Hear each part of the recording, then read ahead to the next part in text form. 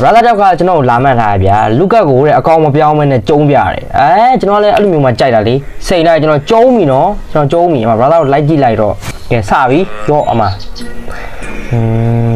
တွေ့ပါတော့ဟာဒီအဲ့လိုလှုပ်ဆန်းပါအမေတွေ့လားဘာလေးတော့တွေ့လား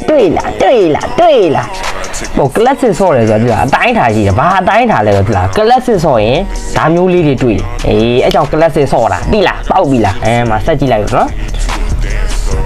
ဟိုဘက်ကဆန်းပါတယ်နော်တခင်းဆန်းနဲ့ကျွန်တော်ထိန်းရမှာဗျာသိလားဟိုဘက်ကတခင်းဆန်းနဲ့ကျွန်တော်ကျုံးမှာနော်ကျုံးပြီရော့အမတခင်းဆန်းတော့မဟုတ်ရော့အမမင်းလာရောက်ရေးသားကြီး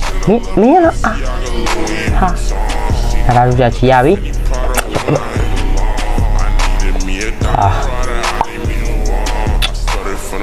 ကွာ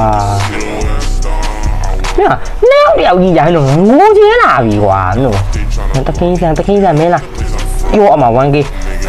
တနာတယ်နော်မင်းနဲ့ grand ကြစားမင်းလားဟဲ့မင်းလားမဲရောအမ 2k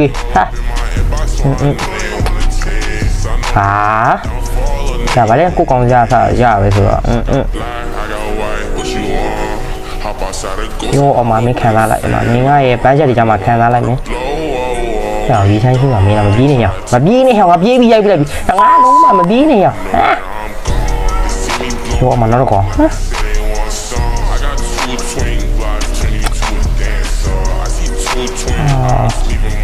ရောအမနောက်တော့ကောနော်ရောပန်းချက်ဆိုတော့အမခန်းဆိုတော့အဲ့ဒါပြောဒီမှာရေးဆိုင်ရင်းမှာမတွေးနေဆိုပြန်လာလောက်ချင်လားကြော့မင်းရောပန်းချက်ဆိုတော့အမခန်းမှာဆိုရောဟာဒါတော့ကျွန်တော်ဖင်ရတာပါနောက်ဆုံးတော့လေဖင်ရတဲ့တင်ရှုံးတာပါပဲဒါကြောင့်မလို့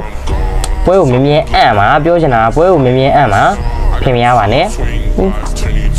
နောက်ထပ်ဘေးကောင်လေးနဲ့ကျွန်တော်ကြမ်းပြရအောင်မလို့ဆိုတော့အောက်ကကုန်းမှာကျွန်တော်မန်းရှင်းခေါ်ခဲ့ဗျာသိလားကြိုက်တဲ့ကောင်လာခဲ့ကိုကြီးအကုန်ကျိုးမှာဒီနေ့ကတော့ဒီလောက်ပါပဲ